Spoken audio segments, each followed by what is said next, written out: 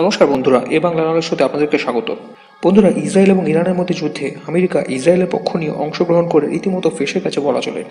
কারণ ইরান যে স্ট্র্যাটেজি নিয়ে এই যুদ্ধে আমেরিকা এবং ইসরায়েলের মতো বিপুল পরিমাণ শক্তিধর দুটি দেশের সঙ্গে লড়ছে, তাতে আমেরিকার লেজে গোবরের অবস্থা বলা চলে। কারণ আমেরিকা আর ইরানের ভয়ঙ্কর প্রত্যাঘাত সহ্য করে বেড়ে উঠছে না। এই যুদ্ধে ইরানের ভয়ঙ্কর হামলায় আমেরিকার বিপুল অঙ্কে যুদ্ধাস্ত্র ক্ষতিগ্রস্ত হয়েছে। এর আগে আমেরিকার বেশ কয়েকটি অত্যাধুনিক F-15 fighter jet, refuelling aircraft KC-135, শক্তিশালী এয়ার ডিফেন্স সিস্টেম ধ্বংস করেছে ইরান, আর তাতে আমেরিকার বিপুল পরিমাণ ক্ষয়ক্ষতি হয়েছে। কিন্তু এখানেই শেষ নয়, ইরানের মিসাইলের আঘাতে আরও একটি অত্যাধুনিক F-15 ফাইটার জেট ধ্বংস হয়েছে। আর সেই ফাইটার জেটের দুজন পাইলট সফলভাবে ইজেকশনের মাধ্যমে তাদের ফাইটার জেটটি ধ্বংস হওয়ার ঠিক আগে বেরিয়ে যায় এবং তাদের মধ্যে একজনকে আমেরিকান সেনা সঙ্গে সঙ্গে উদ্ধার করে।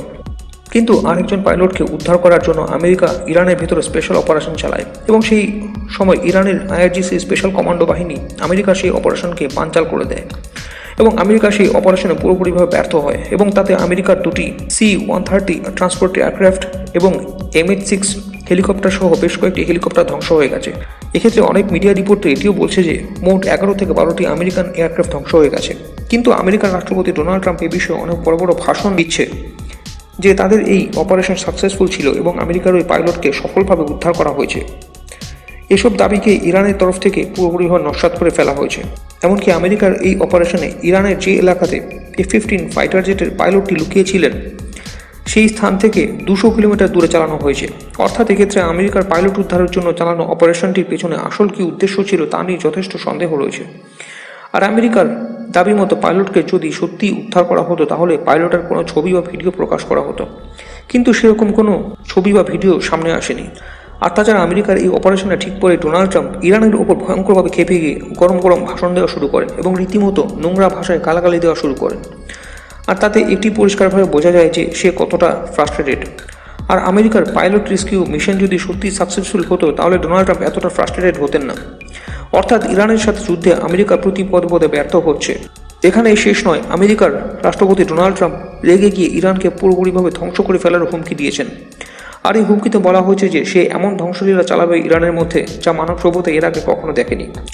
আর তাতে যেটি মনে করা হচ্ছিল যে আমেরিকা ইরানের উপর নিউক্লিয়ার অ্যাটাক করবে যদি ইরান স্ট্রেট অফ হরমুজ না খুলে দেয় এবং আমেরিকার শর্ত মেনে না নেয়। আর তার জন্য একটি ডেডলাইনও দেওয়া হয়েছিল, কিন্তু সেই ডেডলাইন শেষ হওয়ার ঠিক আগেই আমেরিকার রাষ্ট্রপতি ডোনাল্ড ট্রাম্প 15 দিনের জন্য সিজফায়ার ঘোষণা করে দেয়। আর এক্ষেত্রে ইরান দাবি করে যে আমেরিকা ইরানের দেওয়া সমস্ত শর্ত মেনে নিয়েছে এবং সিজফায়ার করতে রাজি হয়েছে।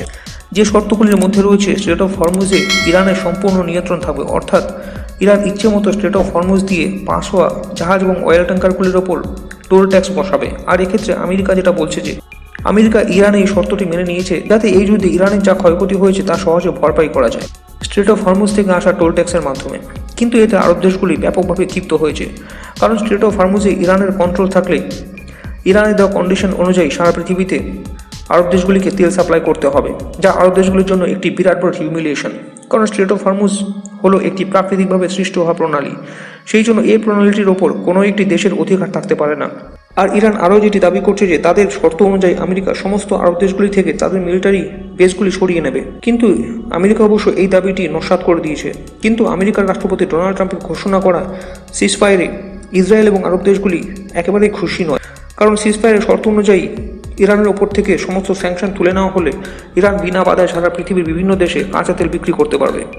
আর তাতে যে বিপুল পরিমাণ ইনকাম হবে তা দিয়ে ইরান আগামী কয়েক বছরের মধ্যে বিরাট শক্তিশালী মিলিটারি বিল্ড আপ করে তুলবে। শুধু তাই নয়, পরমাণু বোমা তৈরি করার জন্য গবেষণা এত দ্রুত চালাবে যে ইরানের হাতে পরমাণু বোমা আসতে খুব বেশি সময় লাগবে না।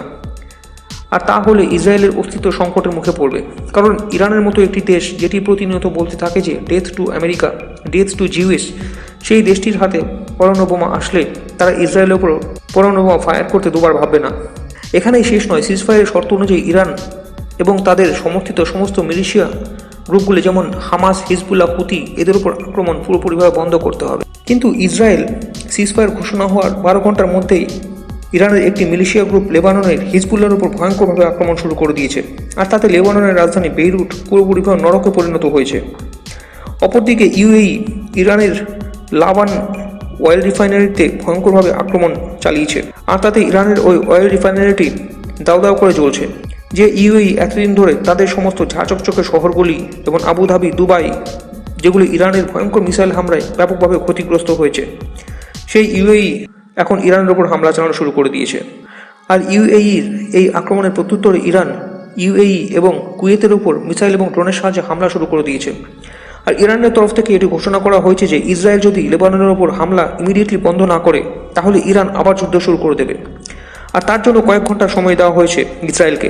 কিন্তু ইসরায়েল পরিষ্কার ঘোষণা করে দিয়েছে যে তারা এই সিজফায়ারের শর্ত অনুযায়ী ইরানের উপর হামলা চালাবে না, কিন্তু লেবাননে লুকিয়ে থাকা হিজবুল্লাহ জঙ্গিদের উপর হামলা চলবে। অর্থাৎ সিজফায়ার অনুযায়ী যুদ্ধ থামার কোনো লক্ষণ দেখা যাচ্ছে না। আর এতে আমেরিকার রাষ্ট্রপতি ডোনাল্ড ট্রাম্প কিছুটা ঘাবড়ে গেছে, কারণ সে আরব দেশগুলি এবং ইসরায়েলের সাথে আলোচনা না করেই একতরফাভাবে সিজফায়ার ঘোষণা করে দিয়েছে, যাতে ইসরায়েল এবং আরব দেশগুলি একেবারে খুশি নয়। সেই জন্য এই যুদ্ধ আবার শুরু হলে তা ডোনাল্ড ট্রাম্প এবং আমেরিকার জন্য একটি বিরাট বড় হিউমিলিয়েশন। এখন দেখার বিষয় এটা যে আমেরিকা এই পরিস্থিতিতে কী করে। তো বন্ধুরা, এই বিষয়ে আপনাদেরকে মতামত তা কমেন্ট করে জানান এবং ভিডিওটি ভালো লাগলে লাইক করে চ্যানেলটিকে সাবস্ক্রাইব করুন। ধন্যবাদ।